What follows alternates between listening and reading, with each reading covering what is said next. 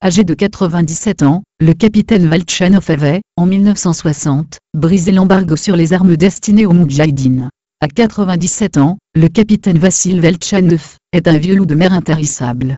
Mais, de toutes ces missions, il y en a une qui lui tient particulièrement à cœur, la livraison clandestine de 2 tonnes d'armes au FLN en mai 1960, au nez à la barbe de la marine française. Une opération pilotée par la Darjavna Sigurnost, DS, les services secrets bulgares, dont la réussite a, selon les historiens algériens, apporté un coup de pouce décisif aux moudjahidines. Nous étions aux côtés du peuple algérien, et avons fourni à ses forces de libération des armes, qui ont contribué à sa libération. Avec cet acte, nous avons gagné la reconnaissance éternelle des Algériens, témoigne le capitaine aujourd'hui. Quasiment inconnu dans son pays, cet homme est une véritable légende de l'autre côté de la Méditerranée, selon l'ancien ministre algérien Kamel Bouchama.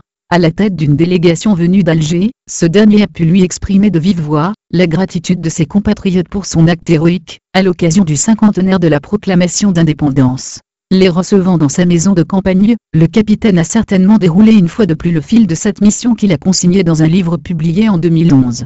Capitaine d'un vieux bateau de marchandises, le Breza, il se voit confier par la DS, une impressionnante cargaison d'armes destinée aux rebelles algériens, qu'il va dissimuler dans la soute à la place des engrais chimiques, qu'il était censé transporter. Une fois en mer, le Breza change de capé, trompant la vigilance des patrouilleurs français, aborde le rivage algérien. Je suis le premier à avoir brisé le blocus français de l'Algérie, fanfaronne-t-il.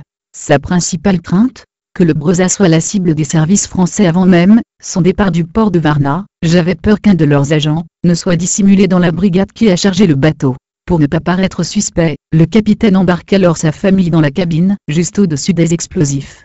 Exprimé de manière plus discrète, cette action lui vaudra également une reconnaissance de la DS qui œuvre, en sous-main, pour qu'il soit nommé chef de la flotte de la mer Noire puis ambassadeur à Genève. Cette opération servira aussi de ballon d'essai pour les activités futures d'une des sociétés bulgares les plus prospères de l'ère communiste, la Quintex. Décrite comme une pompe à devises de la DS, elle s'était spécialisée dans le commerce d'armes à destination du tiers-monde, mais aussi dans la contrebande de tabac, et le trafic de stupéfiants.